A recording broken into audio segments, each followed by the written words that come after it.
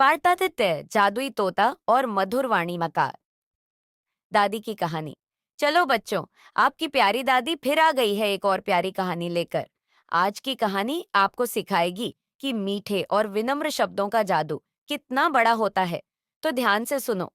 बहुत दिन पहले एक जंगल में मीरा नाम की एक लड़की रहती थी। मीरा बहुत प्यारी थी, लेकिन उसे हमेशा गुस्से में बोलने की आदत थी।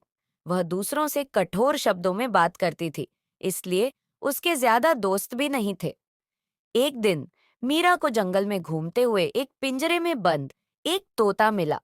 तोता सुंदर और रंग बिरंगा था। उसने मीरा से कहा, प्यारी बच्ची, मुझे इस पिंजरे से आजाद कर दो, मैं तुम्हें एक खास तोहफा दूंगा। मीरा को तोता बहुत पसंद आया। उसने पिंजरा खोल दिया। तोता आजाद होकर बोला, धन्यवाद मीरा, अब मैं तुम्हें एक जादुई तोहफा देता हूँ। जब भी तुम किसी से मीठे और विनम्र शब्दों में बात करोगी, तुम्हारी हर बात पूरी हो जाएगी। लेकिन अगर तुम कठोर शब्द बोलोगी, तो तुम्हें मुश्किलें झेलनी पड़ेंगी। मीरा ने इस बात को हल्के में लिया और घर लौट आई। अगले दिन जब मीरा की माँ ने उसे बर्तन धोने को कहा, तो वह गुस्से में बोल पड़ी, आप हमेशा मुझसे काम करवाती रहती हैं, मुझे नहीं करना। जैसे ही उसने ये कहा, अचानक उसकी प्लेट गिरकर टूट गई। मीरा को तोते की बात याद आई। उसने सोचा, शायद यह उसी जादू का असर है। उसने अपनी माँ से माफी मांगी और विनम्रता से कहा, माँ, मुझे माफ कर दो, मैं अभी बर्तन धो देती हूँ।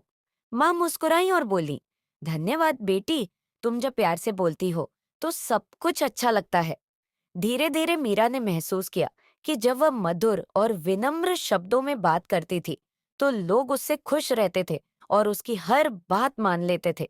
अब मीरा का स्वभाव बदल गया। उसने कठोर शब्दों को हमेशा के लिए छोड़ दिया।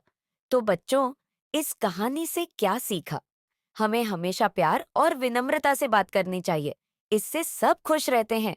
एक बार फिर से मेरे साथ बोलो, हमें हमेशा प्यार और विनम्रता से बात करनी चाहिए। शलबाहश याद रखना, मधुर वाणी से बड़ा काम भी आसान हो जाता है। अब चलो, सब आराम से सो जाओ। कल फिर एक नई कहानी लेकर आऊंगी। शुभ रात्रि।